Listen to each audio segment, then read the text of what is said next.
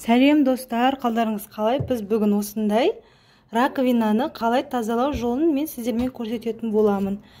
Мұнда астында сасыған иістер тұрып қалады. Және мұнда неше түрлі суларды ағызған кезіңізде мусорға толып қалады. Сол кезде қалай тазалауымыз қажет үй жағдайында? Бізге ең алдымен тұз, сода, уксус және қайнап тұрған ыстық су қажет болады. Келесі ең алдымен 2 қасық тұзымызды саламыз. Және 2 ас қасық толтырып содамызды саламыз. Келесі осылай уксусымызды үстінен құятын боламыз. Жарты уксус еді, соның барлығын құйдым. Осылай көпіріп, реакция пайда болуы қажет.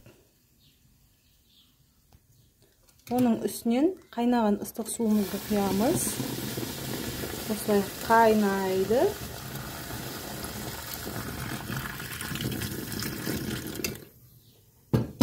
Және осылай мұздай суды ағызбай 2 сағатқа қойып қоятын боламыз. Сол кезде раковинаңыздың осылай тесігі дейма, сол тап-таза болып, сасық ауа шығарып тұрмайды, достар. Сіздер де менімен бірге жасап көріңіздер. Раковиналарыңыз сіздерге рахмет айтатын болады. Сіздерге керемет лайфхакпен бөлістім деп ойлаймын. Сіздер де жасап көріңіздер.